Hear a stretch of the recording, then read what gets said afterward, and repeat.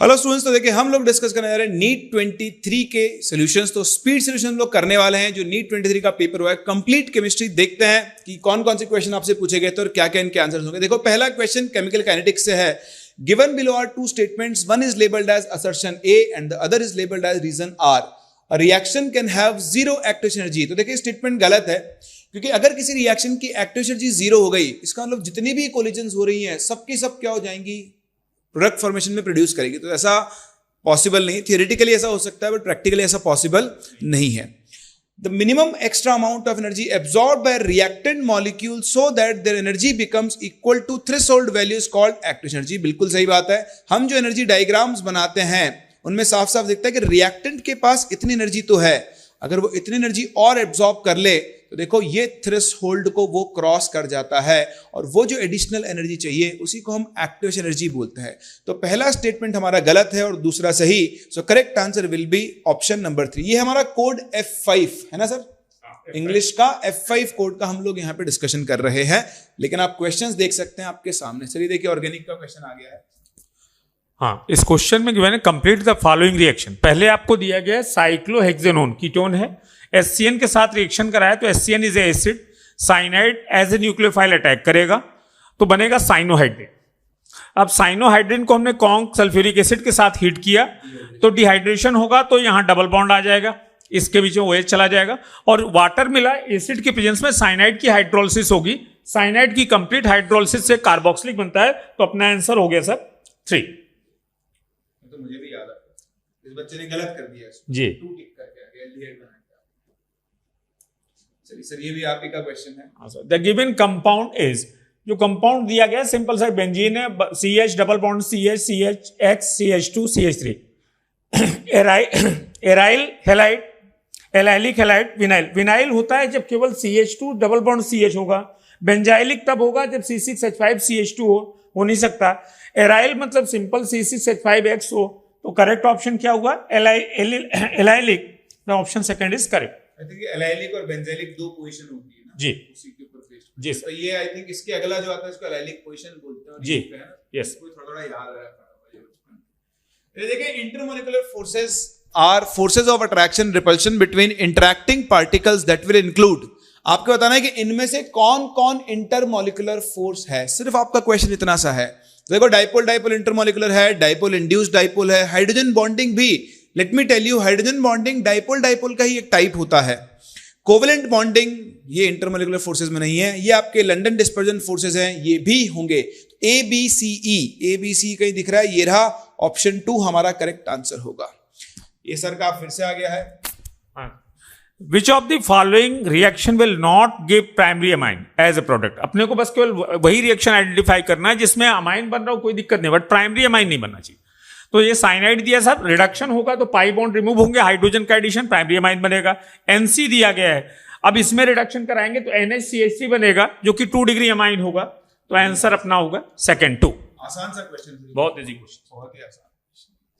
ये देखें अगला question. Given below are 2 statements, one is labelled as assertion A and the other is labelled as reason R। ये कह रहा है metallic sodium dissolves in liquid ammonia giving a deep blue solution which is paramagnetic. बिल्कुल सही है। आप किसी भी एल्कली मेटल को डिसॉल्व करो अमोनिया के अंदर, तो देखो एल्कली मेटल है, ये सिंपल अपना एक इलेक्ट्रॉन लूज कर जाएगा।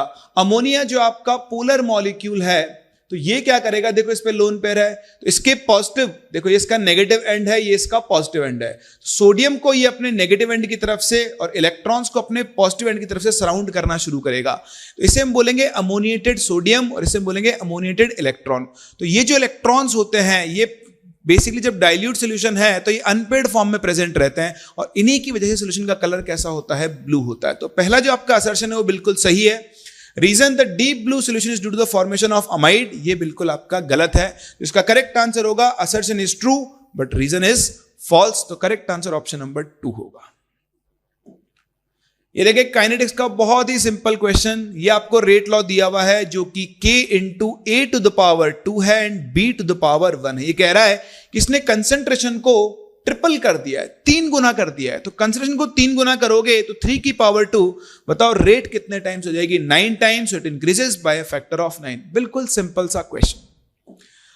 आगे देखें, taking stability as the factor, ये इनर्ट पेयर इफेक्ट का सिंपल सा एप्लीकेशन है। बोरोन आप देख सकते हो सभी बोरोन फैमिली के मेंबर है, बैंगन, आलू, ये गाजर, ये इन और ये थैला, सही है। और हमने सीखा इनर्ट पेयर इफेक्ट में कि इनकी ग्रुप की जो कॉमन स्टेट है वो +3 होती है, तो ऊपर वालों के लिए ऊपर वाली स्टेट स्टेबल होती है और नीचे वालों के लिए नीचे वाली स्टेट स्टेबल होती है।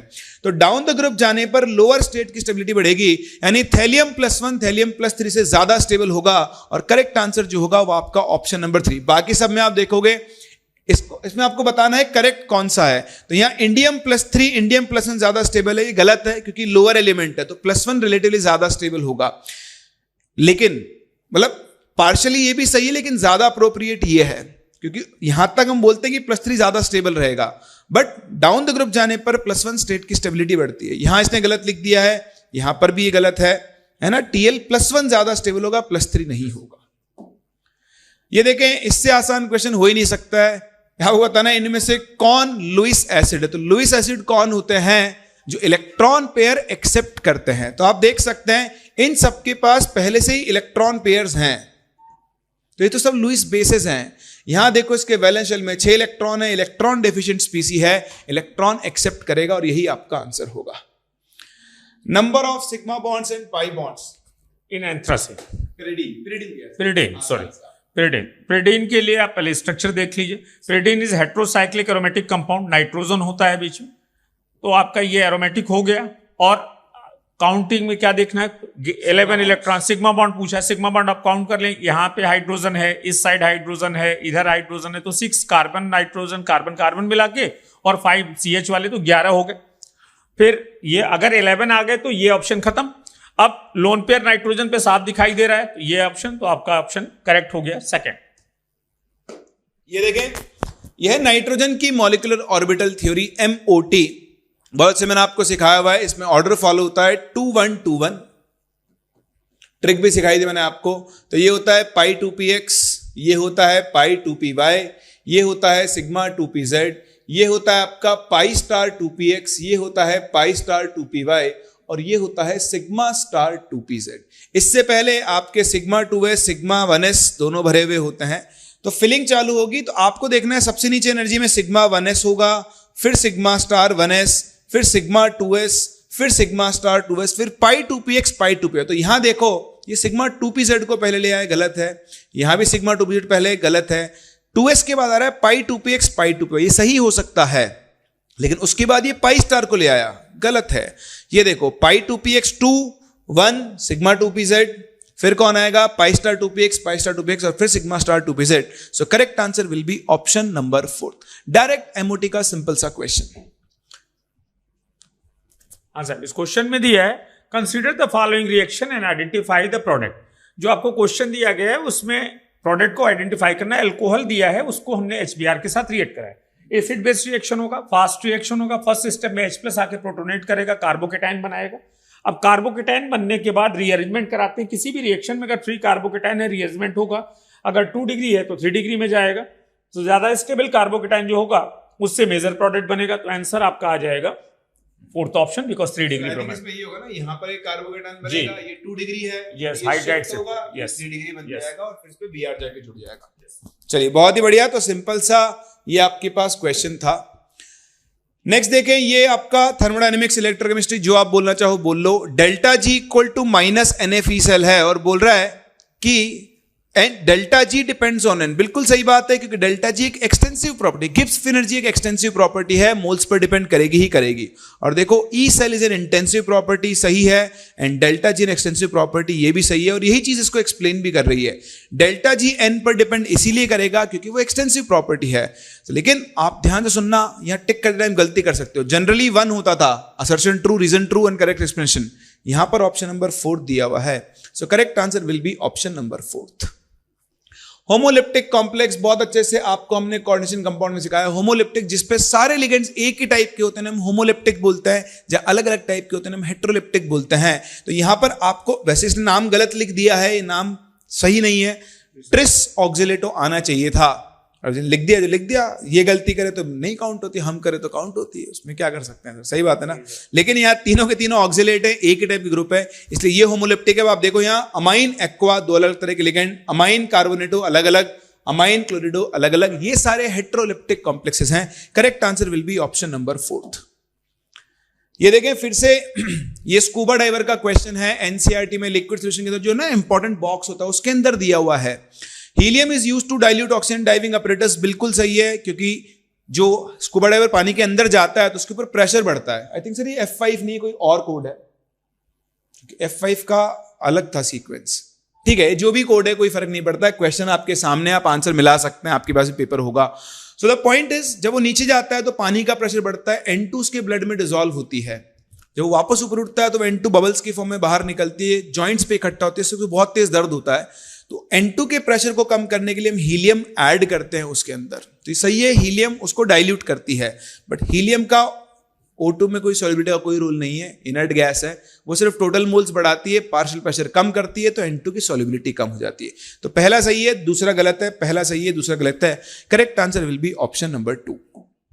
Sir Clemmensen reduction. हाँ sir, identify the product in the following reaction. Amalgamated zinc and conc HCl, it is reagent use in Clemmensen reduction. ये कार्बोनिल को CH2 में कन्वर्ट करता है। यहाँ पे आपको बेंजीन दिया है, साइक्लोहेक्सेन दिया है, इनमें कोई रिएक्शन होना नहीं। ये कार्बोनिल ग्रुप और ये कार्बोनिल ग्रुप, ऑक्सीजन की जगह H2 आ जाएगा, तो अपना आंसर होगा ये। यहाँ रिडक्शन हो गया, ये CH3 हो नहीं सकता था क्योंकि 2 कार्बन वाला था, तो लास्ट आंसर इज 4। बिल्कुल सिंपल सा क्वेश्चन, सीधा यूज। तो आपके चलेंगे। Identify the product in the following reaction. Benzene diazonium chloride दिया है, इसको Cu2Br2 HBr के साथ सेट में रिएक्शन कराया है, तो पहले बनेगा ब्रोमोबेंजीन। फिर मैग्नीशियम दिया गया है ड्राई ईथर में, Grignard reagent, magnesium phenyl magnesium bromide बनेगा। उसकी किसी भी ऑर्गेनोमेटेलिक कंपाउंड की हाइड्रोलिसिस करते हैं तो हाइड्रोकार्बन बनता है। यहाँ पे फिनाइल मैग्नीशियम ब्रोमाइड था तो उसकी हाइड्रोलिसिस किया तो क्या बना, बेंजीन। आंसर तो सर ये तो आप ही का क्वेश्चन है वापस से। हाँ, given below 2 statements, a unit formed by the attachment of a base one position of sugar is known as nucleoside. That statement is correct. When nucleoside is linked to phosphorus acid at 5 position of sugar, moiety we get nucleotide. That in the light of the above statement choose the correct. तो मेरे हिसाब से, और NCERT में भी ये given है, statement 1 जो होगा और सेकंड बोथ आर करेक्टेड, कहीं से इनमें कोई आपस में रिलेशन नहीं, बट स्टेटमेंट दोनों करेक्ट है, तो ऑप्शन आपका होगा 4। दोनों स्टेटमेंट बिल्कुल सही है। चलिए बहुत ही बढ़िया। फिर से देखें, ये तो बहुत सिंपल है, नियोप्रीन है। नियोप्रीन पूछा गया, ये पॉलीमर है और इसका आंसर होना चाहिए था सिंपल सा, क्लोरीन सब्स्टिट्यूटेड 1,3-ब्यूटाडाइन। 2-chloro-1,3-ब्यूटाडाइन का पॉलीमर होता है आपका नियोप्रीन। तो सिंपल आपको मोनोमर याद रखना था। ये तो बहुत ही आसान क्वेश्चन है, आपसे पूछ रहा है कि बताओ L की एक गिवन वैल्यू के लिए M की कितनी वैल्यूज होती हैं। तो भैया M की 12+1 वैल्यूज आती हैं और उसको इसने NM नाम दे दिया, और वैल्यू पूछ ली है L की, तो सेपरेट कर लो, NM-1/2। Correct answer will be option number 4। ये देखिए स्टेबिलिटी ऑफ Cu, बहुत चिल्ला चिल्ला के पढ़ा है डी ब्लॉक के अंदर। देखने में आपको लगेगा कि Cu+1 ज्यादा स्टेबल होना चाहिए एक्वस सोल्यूशन में, लेकिन एक रिएक्शन में सीखी थी कि Cu+ जो होता है एक्वस सोल्यूशन में डिस्प्रोपोर्शनेट होता है, Cu2+ Cu में कन्वर्ट होता है। अब आप बोलोगे कि इसका कॉन्फिगरेशन D10 है और इसका कॉन्फिगरेशन D9 है, तो ये ज्यादा स्टेबल होना चाहिए, बिल्कुल होना चाहिए, लेकिन जब इसमें कन्वर्ट होता है तो इसकी हाइड्रेशन एनर्जी बहुत हाई होती है और वो इसको आराम से इसमें कन्वर्ट, इतनी हाई होती है कि Cu+ को +2 में कन्वर्ट के लिए जो एनर्जी चाहिए वो भी वो सप्लाई कर देती है। तो जो करेक्ट आंसर इसका होगा वो होगा option number 2। Some tranquilliser are listed below, which one from the following belongs to. ये सभी के सभी ट्रायंकुलाइजर्स हैं, बट इनमें जो बार्बिट्यूरेट्स होते हैं वो कौन है, आपका वेरोनल है। थोड़ा सा याद रखने का था, बट अब क्या कर सकते हैं, इतना तो आपको याद रखना ही होता है। वैसे मैंने आपको फ्लैश नोट्स में भी सिखाया था।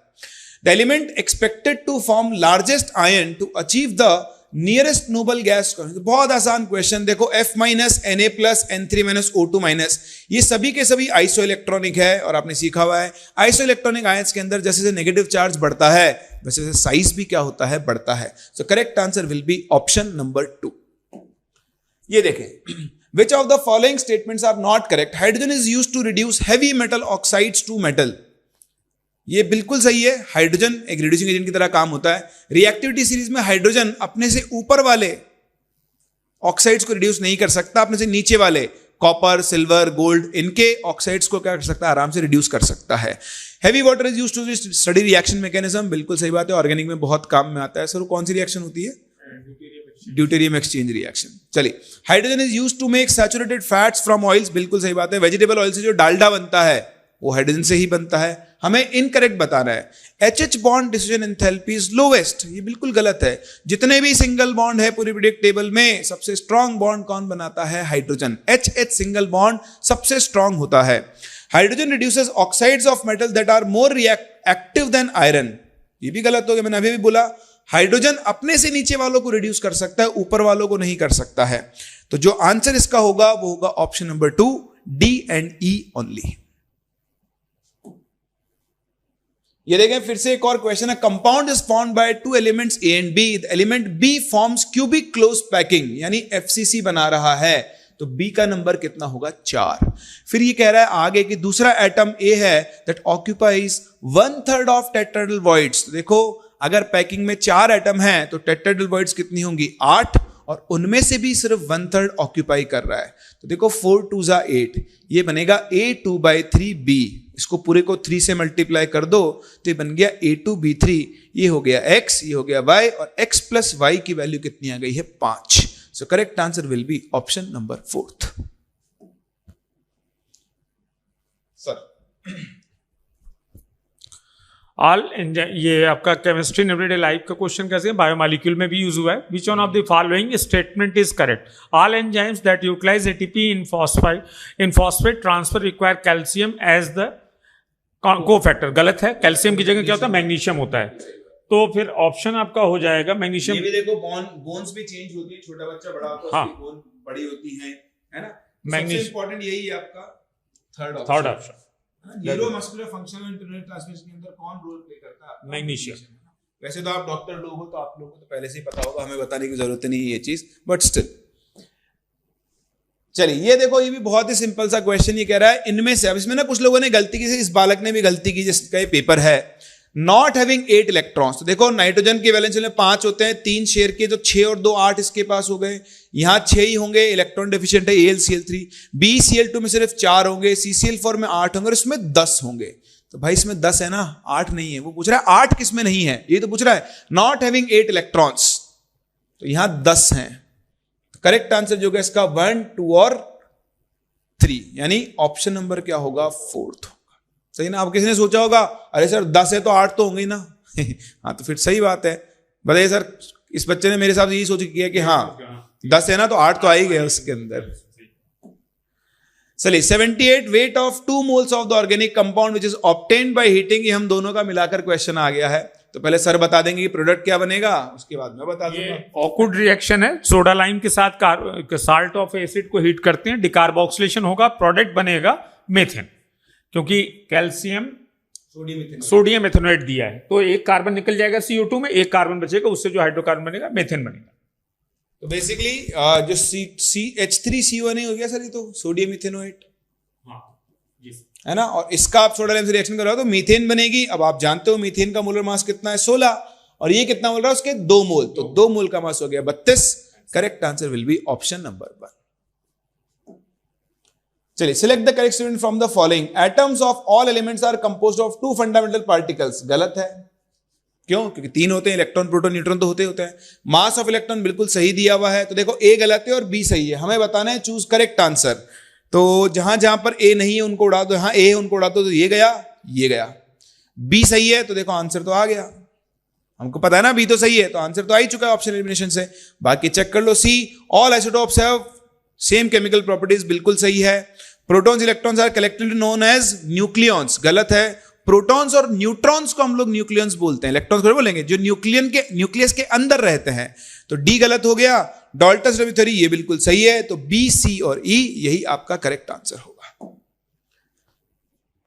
हेट्रोजीनियस कैटालिसिस क्या होता है? जहां पर कैटलिस्ट की फिजिकल स्टेट रिएक्टेंट से क्या होती है? अलग होती है। तो आप बाकी पढ़ो ना पढ़ो ये देख लो। Haber's process, combination of dinitrogen N2 gas plus 3H2 gas, और उससे आपको क्या मिल रही है? Ammonia gas. और यहां पर एज कैटलिस्ट आप इसको यूज करते हो आयरन को। यही आपके हेट्रोजीनियस का एग्जांपल है। ये देखें एक और बहुत ही अच्छा क्वेश्चन, ये क्वेश्चन को बहुत अच्छे मैं रखूंगा, कंफ्यूज किया गया था, है सिंपल बॉयल्स लॉ। तो बॉयल्स लॉ के हिसाब से PV is equals to constant होता है, यानी pressure is inversely proportional to volume, ठीक है। या फिर आप ऐसा भी लिख सकते हो, देखो आप तो simple PV equal to nRT लगाओ, तो टेम्परेचर कांस्टेंट होता है बॉयल्स लॉ के हिसाब से, तो P इज इक्वल्स टू आप लिख सकते हो nRT अपॉन V, तो मैं उसको ऐसे 1 अपॉन V लिख रहा हूं। अब देखो इसने ग्राफ भी बनाए, अगर आप P और V में ग्राफ बनाओ तो वो तो बनेगा इस तरह का रेक्टेंगुलर हाइपरबोला, और अगर आप P और 1 अपॉन V में ग्राफ बनाओ तो वो बन जाएगी ऐसी स्ट्रेट लाइन, इसकी जो स्लोप है वो nRT के इक्वल होगी। तो देखो इस ग्राफ का कोई सिग्निफिकेंस नहीं है, क्योंकि टेम्परेचर कांस्टेंट है तो ऐसी लाइन बननी चाहिए थी, तो गया ये ग्राफ गलत हो गया कि P और 1 अपॉन V में बनाया है, 1 अपॉन V का ग्राफ स्ट्रेट लाइन बनेगा। बचता है ऑप्शन 1 और ऑप्शन दिस। अब इसमें क्या दिक्कत है, इसमें क्या गलती मैं आपको बताता हूं। देखो इसने 3 टेम्परेचर लिए, T3 T2 T1, तो यहां से आप एक स्ट्रेट लाइन ड्रॉ करो, इस स्ट्रेट लाइन का मतलब है प्रेशर कांस्टेंट हो चुका है। अब जब कांस्टेंट प्रेशर होता है तो वॉल्यूम प्रोपोर्शनल टू टेम्परेचर होता है ना, ये मैंने आपको सिखाया भी था डील करना इससे। देखो यहां का वॉल्यूम आएगा V1, यहां का वॉल्यूम आएगा V2 और यहां का वॉल्यूम आएगा V3 आएगा। अब आपको दिख रहा है साफ साफ V1 greater than V2 greater than V3 है, तो नहीं मैं गलत लिख दिया, सॉरी, जहां ये कट कर रहा है ये V3 आएगा, ये टेम्परेचर T3 है, ये V2 और ये V1 है, तो ये ऑर्डर उल्टा हो गया, ये रहेगा।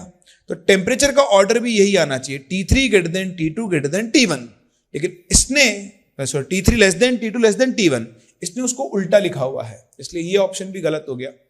बचा ये ऑप्शन दिख रहा है आपको, जिसकी स्लोप ज्यादा T, उसका टेम्परेचर भी क्या होगा ज्यादा, तो T3 greater than T2 greater than T1, यही आपका करेक्ट आंसर होगा। तो अच्छा क्वेश्चन था।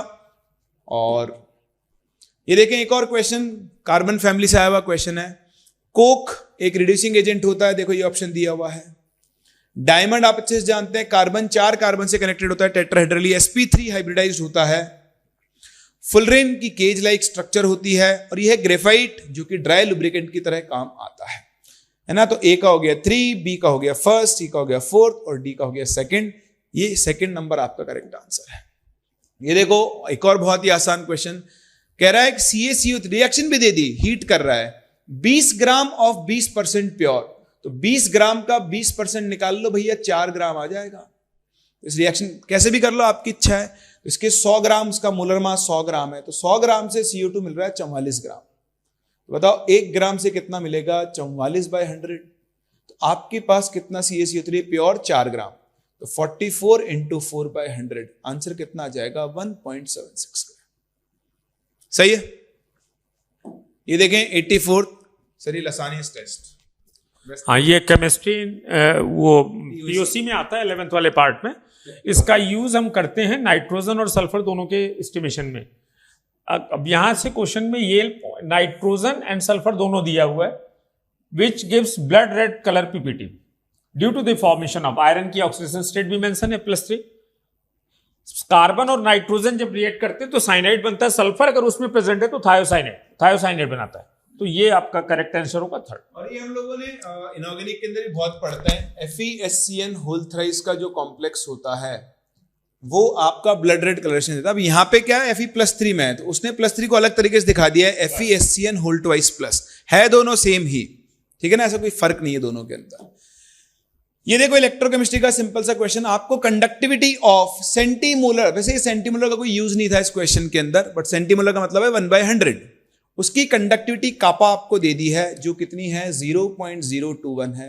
This should be equal to, ये होता है G × L/A, G यानी कंडक्टेंस जिसको आप 1/R लिखते हो, और L/A होता है सेल कांस्टेंट, ये आपको निकालना है। देखो रेजिस्टेंस दिया हुआ है 60, 60 को इधर भेज दो तो 0.021 को 60 से मल्टीप्लाई कर दो, यानी 0.21 को 6 से मल्टीप्लाई कर दो तो ये बन गया 12.6 यानी 1.26 है कहीं, ये रहा एक ही ऑप्शन ऐसा है, और यही आपके इस क्वेश्चन का करेक्ट आंसर होगा। Which among the following will be most readily dehydrated under acidic conditions? हाँ सर, अब डिहाइड्रेशन दिया है तो एसिडिक कंडीशन में एसिड होगा तो पहला स्टेप में क्या होगा, प्रोटोनेशन। प्रोटोनेशन से क्या बनेगा, कार्बोकेटाइन। तो हमें क्या देखना है, हमें डायरेक्टली चेक करना है कि किस मॉलिक्यूल से वाटर का लॉस करा के कार्बोकेटाइन ज्यादा स्टेबल बनता है। तो यहां NO2 है, -I, इस केस में OH है। अब हमने पढ़ा है कि कहीं कार्बोकेटाइन बनता है किसी रिएक्शन में तो रीअरेंजमेंट भी होगा, तो यहां से ये वाटर जाएगा, ये पॉजिटिव चार्ज आएगा 2 डिग्री, यहां से शिफ्ट कराया, ये पिनाकोल टाइप का रिएक्शन देगा और मोस्ट स्टेबल कार्बोकेटाइन जो फॉर्म होगा वो इसका, तो आंसर इसका क्या हो जाएगा, फर्स्ट आंसर होगा first.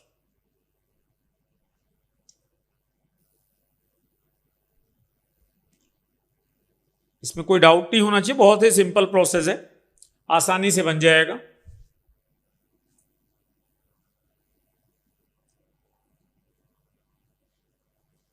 A question, identify the final product D obtained in the following sequence of reaction is। Aldehyde दिया गया है, एल्डिहाइड का रिडक्शन कराएंगे तो A बनेगा प्राइमरी अल्कोहल जिसे हम बोलेंगे एथेनॉल, CH3CH2OH। इसको हमने सल्फ्यूरिक एसिड के साथ हीट कर दिया तो ये बनेगा इथीन, और इथीन को हमने HBr के साथ ऐड कर दिया तो सिंपल सा एडिशन होगा, CH3CH2Br बनेगा। आपने एक रिएक्शन पढ़ा होगा वुड्स, एक रिएक्शन पढ़ा होगा फिटिक, एक पढ़ा होगा वुड्स फिटिक। एरोमेटिक है, हैलाइड है, फिटिक देगा, एलिफेटिक हैलाइड है, वुड्स देगा। तो वुड्स फिटिक रिएक्शन में बेंजीन का जो Br लगा था, Br यहां निकल जाएगा और इथाइल ग्रुप आके जुड़ जाएगा, तो अपना आंसर क्या हो गया सर, फोर्थ। आगे सर,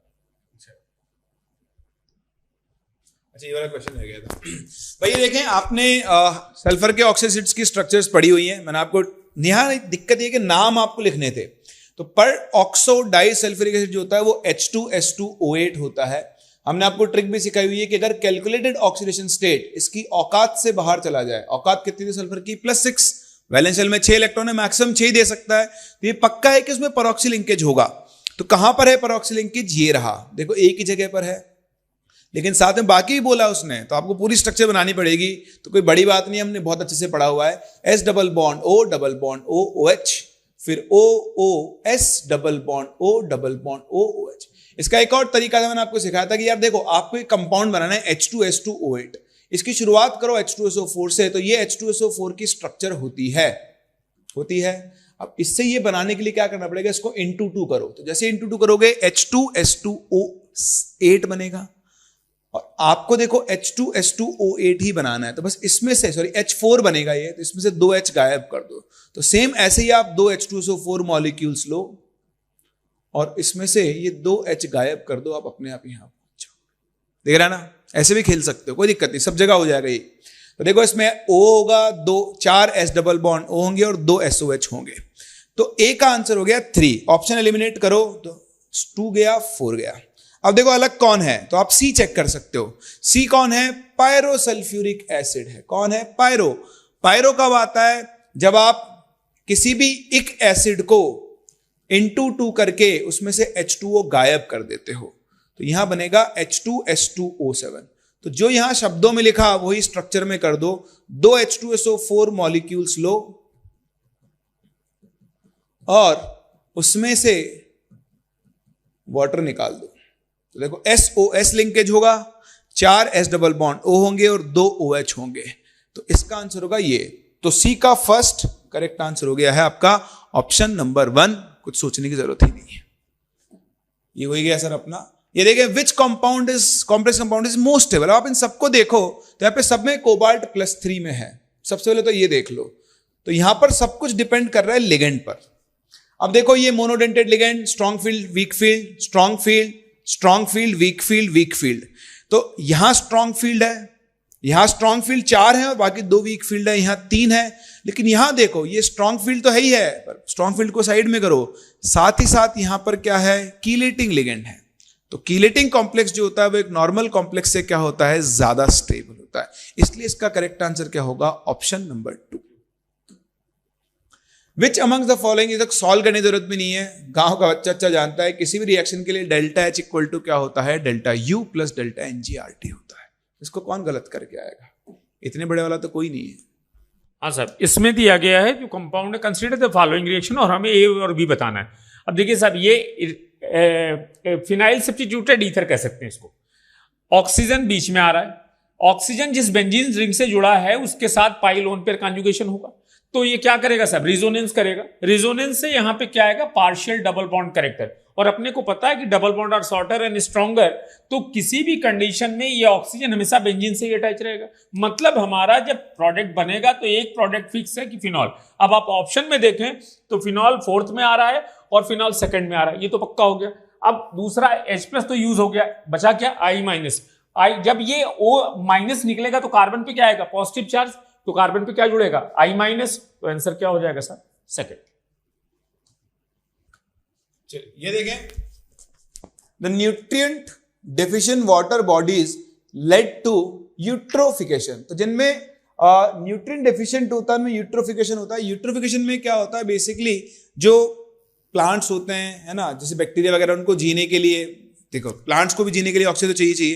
तो जो बैक्टीरिया या फिर जो भी सीवेज के वो होते हैं माइक्रो ऑर्गेनिजम्स, वो ऑक्सीजन कंज्यूम करना शुरू करते हैं। तो जो ऑक्सीजन प्लांट को मिलनी चाहिए थी वो उनको नहीं मिलती है। तो यूट्रोफिकेशन की वजह से ऑक्सीजन BOD कम हो जाती है, बायो ऑक्सीजन डिमांड जो होती है ना, वो बढ़ जाएगी पानी की, क्योंकि प्लांट्स के साथ साथ बैक्टीरिया भी उसमें आ गए हैं। बाकी आप डॉक्टर लोगों को, आपको मुझसे ज्यादा पता है ये चीज, है ना। तो ये स्टेटमेंट गलत है। Nutrient deficient water bodies lead, नहीं न्यूट्रिएंट डेफिशिएंट नहीं, ऑक्सीजन डेफिशिएंट टर्म बेटर होगा। Eutrophication leads to decrease in the level of oxygen in the water, ये सही है। तो पहला गलत है, दूसरा सही है। Correct answer will be 3। Statement 1 is incorrect but statement 2 is correct. ये क्वेश्चन इस पेपर का सबसे अच्छा क्वेश्चन था। पूछा है, consider the following compound are species, the number of compound species which obey Huckel's rule. अब देखिए बच्चे ने, जिसने भी ये पेपर सॉल्व किया है, हकल्स रूल एरोमेटिक के लिए भी है, एंटी एरोमेटिक के लिए। उसने नाम कहीं नहीं लिया है कि एरोमेटिक बताना है या एंटी एरोमेटिक बताना है। तो हमें देखना पड़ेगा कि कौन से कंपाउंड एरोमेटिक हैं या एंटी एरोमेटिक, दोनों को इंक्लूड करना, क्योंकि हकल साहब का केवल हकल यूज किया है, न कि एरोमेटिक के लिए या एंटी एरोमेटिक। तो देखिए साहब, ये एरोमेटिक है, हकल्स रूल फॉलो करेंगे। ये एरोमेटिक है, हकल्स रूल फॉलो करेंगे। ये एंटी एरोमेटिक है, उसमें भी हकल्स रूल फॉलो करेंगे। ये भी एंटी एरोमेटिक है, हकल्स रूल फॉलो करेंगे। और ये आपका एरोमेटिक है, इसमें फॉलो करेंगे। ये नॉन प्लेनर हो जाएगा, अपने शेप को डिस्ट्रॉय करके टब शेप में आएगा। और प्लेनर मॉलिक्यूल अगर नहीं है तो ना तो एंटी एरोमेटिक ना एरोमेटिक। ये आपका प्लेनर है, इसमें एरोमेटिक हो जाएगा। तो टोटल 7 ऑप्शन दिए हैं, एक को छोड़कर बाकी सभी में हकल्स रूल लग रहा है। तो आंसर अपना क्या होगा, 6। इस बालक ने स्कोर किया है, मतलब उसने एरोमेटिक देखा था। 4n+2 पाई इलेक्ट्रॉन्स होते हैं। 4n+2 या 4n? 4n+2 या 4n, अच्छा 4n और उसके लिए 4n+2। ये भी आप सिल्वर मिरर टेस्ट है। ये हाँ ये सर, ये टॉलरेंस रिएजेंट दिया गया। हमें पता है कि ये माइल्ड ऑक्सीडाइजिंग एजेंट होता है और आल टाइप ऑफ एल्डिहाइड्स को ऑक्सीडाइज करता है, कीटोन के साथ नो रिएक्शन। जो हमारा कंपाउंड दिया उसमें एक फंक्शनल ग्रुप कीटोन है, दूसरा फंक्शनल ग्रुप क्या है, एल्डिहाइड। तो एल्डिहाइड को ऑक्सीडाइज करेगा। बच्चा गलत क्यों करेगा, क्योंकि एल्डिहाइड को ऑक्सीडाइज करके एसिड बना देगा, जबकि मीडियम क्या दिया है, एल्कलाइन। तो अल्कलाइन में एसिड ना होकर साल्ट होगा, CO- होगा और कीटोन अपना रिटेन रहेगा। तो ऑप्शन करेक्ट क्या हुआ sir, 2nd option is correct. 3OH- लिख दिया गया। चलिए ये देखो, बहुत ही simple question. What fraction of 1H centred octahedral void lies in 1 unit cell of FCC। तो हमने सीखा हुआ है कि एक FCC यूनिट सेल में हर एज के सेंटर पर एक ऑक्टाहेड्रल वॉइड होती है और ये इस यूनिट सेल में सिर्फ 1/4 कंट्रीब्यूट करती है। सिंपल, ये आप गलत नहीं कर सकते। ये देखें, बैलेंसिंग का क्वेश्चन है, अच्छा क्वेश्चन है, आसान बहुत है। ठीक है, जिसने बैलेंसिंग सीखी हुई है तो देखो आप, Cr2O7 2- है, साथ में यहां पर SO3 2-। ये मीडियम है, इसको साइड में कर दो अभी। ये इसको कन्वर्ट कर रहा है Cr। तो देखें कुछ मिस्टेक हो गई थी, तो Cr मतलब कोई टेक्निकल इशू आ गया था। तो Cr3+ साथ में आपके पास क्या आ गया है, SO4 2-। आप देखो यहां पर ये +6 में है, तो +6 से +3 कितने का चेंज, 3 इंटू यहां पर 2 क्रोमियम है, तो ये हो गया 6। और सल्फर यहां पर +4 से कहां चला गया है, +6, इसके लिए चेंज हो गया 2 का। तो हम दोनों को चाहे तो पहले क्रॉस कैंसिल कर लेते हैं और अब आप इनको करोगे क्रॉस मल्टीप्लाई, इसके चेंज को इससे, इसके चेंज को इससे। तो ये आपके पास बनेगा Cr2O7 2- plus 3SO3 2- gives you Cr3+ plus SO4 2-। सही है।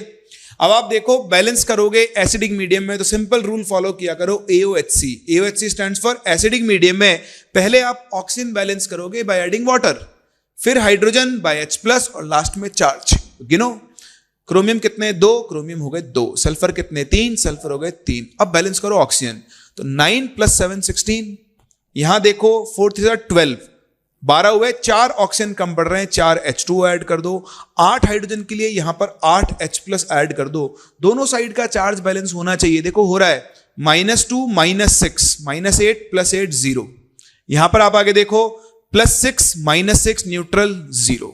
ये मेरी रिएक्शन बैलेंस्ड है। तो ये मुझे दिख रहा है A की वैल्यू कितनी आ गई है 1, B की वैल्यू कितनी आ गई 3 और C की वैल्यू कितनी आ गई 8। 1 3 8। इनको नीचे भेजो। ये रहा ऑप्शन नंबर 4 जो है वो मेरा करेक्ट आंसर होगा। ये देखें ब्लास्ट फर्नेस में सबसे पहले कंबस्टन जोन में क्या होता है, जो कार्बन नीचे गिर रहा होता है वो क्या बनाता है, CO2 बनाता है। ये रिएक्शन करीबन 2200 केल्विन टेम्परेचर के आसपास होती है। ब्लास्ट फर्नेस का हाईएस्ट टेम्परेचर होता है कंबस्टन जोन का। ये CO2 जब ऊपर उठती है तो नीचे गिरते हुए कार्बन से रिएक्ट करके क्या बनाती है, CO। तो ये कंबस्टन रिएक्शन की ओवरऑल रिएक्शन है। तो ये रिएक्शन 1500 केल्विन के ऊपर होती है। बाकी रिडक्शन उससे नीचे होता है, स्लैग फॉर्मेशन भी उससे नीचे होता है। ये बाकी दोनों रिडक्शन जोन की रिएक्शंस हैं। ये देखें all the transition metals except scandium form MO oxide which are ionic. ये बिल्कुल सही बात है, ठीक है ना। स्कैंडियम में एक स्टेट आता है +3 Sc2O3 वो फॉर्म करता है। Highest oxygen number corresponding to group number in transition metal oxide is attained in Sc2O3 to Mn27। ये भी बिल्कुल सही है भाई। स्कैंडियम, फिर आपके पास आ जाओ titanium, vanadium, chromium, manganese, group number 3 4 5 6 7। तो देखो Mn की हाईएस्ट +7 है, इसकी +6 है, इसकी +5 है, इसकी +4 है, इसकी +3 है। इसके बाद आप आ जाओ Fe। अब Fe का ग्रुप नंबर तो 8 है लेकिन हाईएस्ट स्टेट क्या होती है, +3। फिर कोबाल्ट +3 जबकि ग्रुप नंबर कितना है 9। तो अपने ग्रुप नंबर के करस्पॉन्डिंग हाईएस्ट स्टेट सिर्फ स्कैंडियम से Mn तक वाले ही शो कर रहे हैं। तो ये स्टेटमेंट भी सही है। Basic character increases from V2O3 to V2O4 बिल्कुल गलत है। जैसे जैसे पॉजिटिव ऑक्सीजन स्टेट बढ़ेगा वैसे वैसे एसिडिक कैरेक्टर क्या होता है, बढ़ता है। तो एक इनकरेक्ट तो आ गया अपना ऑप्शन नंबर C। इनकरेक्ट बताना भाई, ध्यान से देख लेना। तो C कहां पर है, C एक ही ऑप्शन में, अरे 2 ऑप्शन में, लेकिन B तो हमें पता है बिल्कुल सही है। तो एक ही ऑप्शन बचता है, ऑप्शन नंबर 2। यही मेरा आंसर है। आप बोलोगे सर D गलत कैसे हो गया। V2O4 dissolves in acids to give VO4 3- NCERT में साफ साफ लिखा हुआ है। और जब मैंने आपको NCERT पॉडकास्ट पढ़ाया था तो वहां पे क्लियरली अंडरलाइन करके दिखाया था इसके साथ साथ VO4+ दोनों तरह के सॉल्ट बनते हैं, इसलिए ये गलत है। CRO is basic but CR2 amphoteric, ये बिल्कुल सही है। Cr2O3 एम्फोटेरिक होता है, Cr लोअर स्टेट वाला है तो बेसिक होगा। ये देखें इक्विलिब्रियम का बहुत ही सिंपल सा क्वेश्चन। उसने बोला ये रिएक्शन है, इसकी इक्विलिब्रियम कॉन्सेंट्रेशन 2 है, इसकी 3 है, इसकी 1 है, इसकी 10 है और इसकी 6 है। तो देखो आप इस रिएक्शन का इक्विलिब्रियम कांस्टेंट निकाल लो, 60/6 दैट इज 10। और अब आपने निकालना है डेल्टा G0। तो डेल्टा G0 इक्वल होता है -RT ln K। तो -R देखो आंसर कैलोरी में देना है तो 2। तापमान देखो कितना दिया हुआ है 300 केल्विन, तो ये रहा 300 इंटू ln 10। तो आप ln को बदल लो लॉग में, तो 2.303 इंटू log 10 की वैल्यू भैया होती है 1। इसको सॉल्व कर लो तो 600 इंटू 2 1200 से थोड़ा सा बड़ा और माइनस साइन के साथ एक ही ऑप्शन है, दैट इज ऑप्शन नंबर 2। सही ना। और ये हमारा आखिरी question, pumice stone is an example of, although इसने आंसर्स में ऑप्शन इसने खुद भी सही लिखा है, लेकिन प्यूमाई स्टोन क्या होता है, वो जो एड़ी घिसने का पत्थर होता है ना, जिससे आप घर में, हाँ सर वो घिसते ही ना हो, तो वो प्यूमाई स्टोन होता है। इसमें छोटे छोटे छेद होते हैं, जाली हनीकॉम्ब लाइक स्ट्रक्चर होती है। तो उसका बेस सॉलिड है, उस सॉलिड के अंदर एयर मॉलिक्यूल जाके डिस्पर्स हो जाते हैं। तो ये कोलोइडल सॉल्यूशन है of solid in air, air in solid. तो सॉलिड जो है वो यहां पर DM होता है, डिस्पर्जन मीडियम, ये DP होती है। और जब सॉलिड DM होता है तो हम सॉलिड सोल के नाम से जानते हैं। तो ये आपका करेक्ट आंसर होगा। बट यहां पर ना एक टर्म है फॉर्म, अगर ये सॉलिड फॉर्म बोलता तो ये भी ऑप्शन हो सकता था। सिर्फ फॉर्म बोला है, तो फॉर्म तो झाग होते हैं, और झाग कैसे बनते हैं, जब पानी के अंदर एयर ट्रैप हो जाती है।